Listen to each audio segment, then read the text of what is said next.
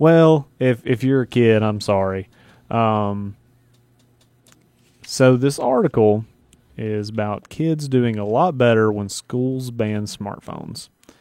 So to me, I'm automatically like, well, duh. And they have the data to prove it. So it's more than just a duh. It's a bona fide duh. But this is what was interesting. And now this was done in the UK.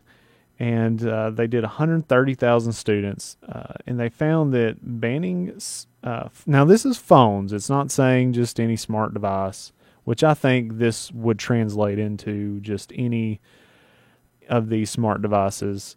But it showed for already successful students that there was a 6.4% increase in their grades, and that's for already successful students. Wow.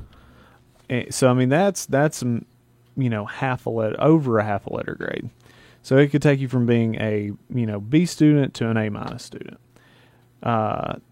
For the underachieving students, this is what is amazing to me. Their average test scores rose by 14%.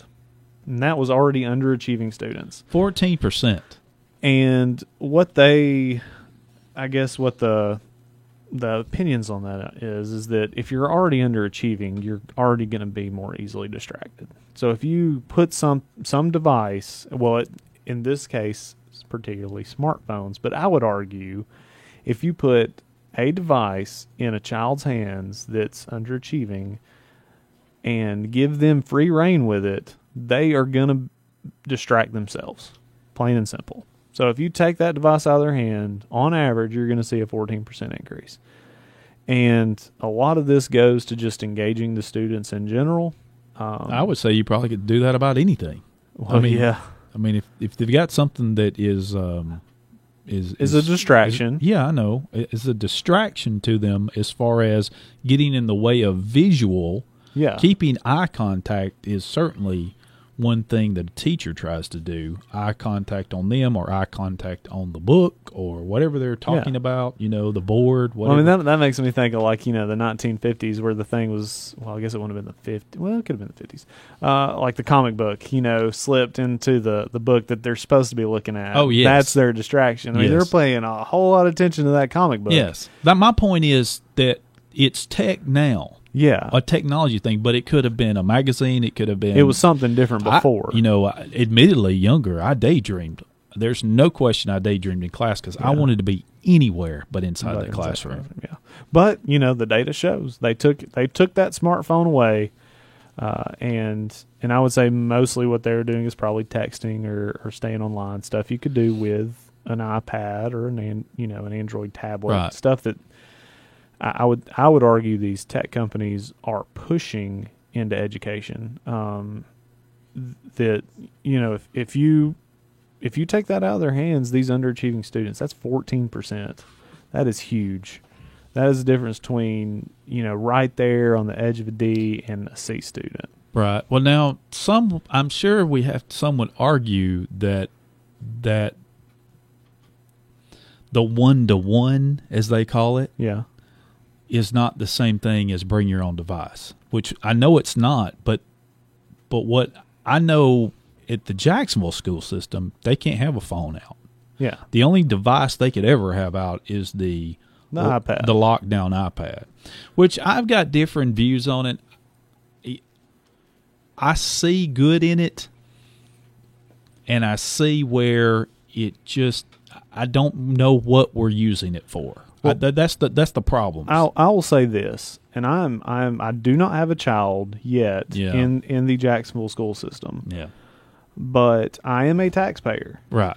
And it angers me that any child or any family should have to pay a single penny in order for them to have that. If that's something that they wanted to go with, then it should have been fully funded.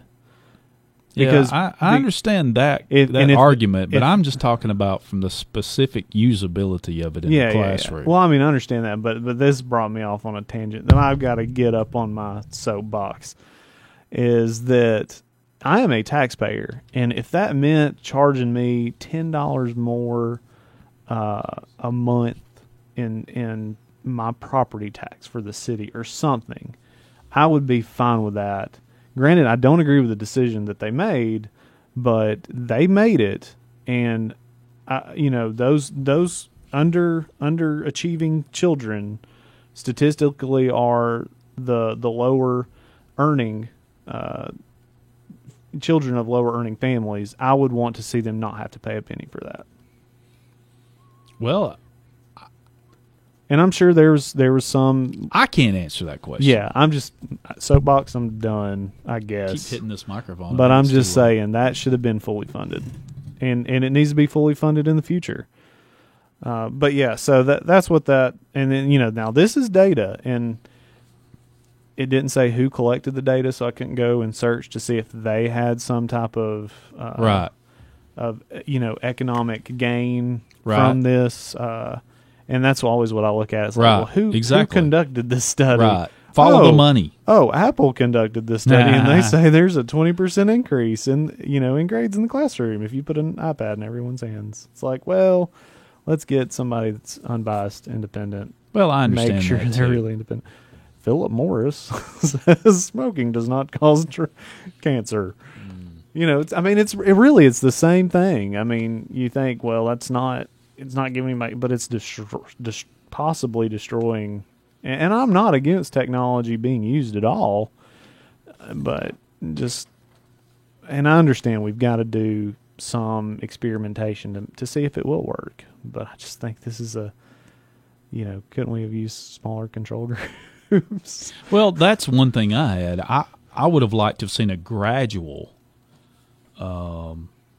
start with a couple of grades and figure out what exactly you're going to be able to do and work your way in. And in my, I guess one thing about it would be, well, then we're going to have a problem with buying this generation of device this year and buying this generation device next year, and you will have that issue. Yeah. But with a lot of the management systems, I think you can take care of that problem. But that's always going to be an issue. Which another thing I want to address, kind of going back to the money thing. I heard another radio show. It's been about a month or so ago, and I think this was out of Birmingham, and they were talking about, my child broke theirs, and I already had to pay for the insurance, and now they're charging me, X amount for a new device, and they're like, this is just a way for school systems to make money. I can guarantee you the school system is not making any money off of we did a hear that. damaged Yeah, I remember that device. now. Yeah, I was telling you about that, and I was trying to call in so bad. I was just like, no, you were absolutely wrong about this. They're losing. Oh, they are losing their tails. Yeah, and I don't know about all of them, but many of them are. Yeah, but many of them are. And I think in this particular instance, they were doing Chromebooks. Right. And this guy was like, well, I know I can go get a Chromebook, from Gazelle or something for $100, and they're charging me $50 just to get a new one, and blah blah blah. And I'm like, yeah, but if you went and compared apples to apples, maybe if you went out and got that exact same device, you're not. There's no way they're making money, and I know, from experience, if they're breaking even, they're doing good, and most likely they've paid for insurance. And they may not even be breaking even on that if they were to just self-insure. I mean, right. It costs a lot. Well, supposedly of money. Most of what we pay for is that insurance for Jacksonville. Yeah. That's what they claim you're actually paying for, is the insurance to hold on to the device, and I don't know. I mean, the usage of it, I don't know. Yeah. But it's subsidized some. It's got to be, because there's no way that you're paying the cost of that. Because I think at one time I heard the one that my son had, brand new, was like, with everything loaded, it was almost $800. Yeah, because they put really nice cases. It is, yeah. And then we're going to have 2 next year. My daughter will be in 4th grade, so we've got 2 to pay for. Yeah, and see, and now you're going to have to pay $100. Yeah, well, at least $100. Until we find out and different. As a taxpayer of the city of Jacksonville, that currently has no interest, because I don't have a child in the school system. I'm sorry, I don't think you should have to pay a penny. That's what public education is about. And I understand that. I don't. And man, I had they called themselves an Apple executive. That was their title. Tell me, well, yeah, that way they have skin in the game. Oh man, they literally have. I think skin taxpayers in the game. have skin in the game. Well, yeah, no. She was talking about. I know what they're parents, talking about, and I was like, they literally have skin in the game. It's called their child. Yeah, that's true. I agree with that. And it's just so they treated the device more important than the child.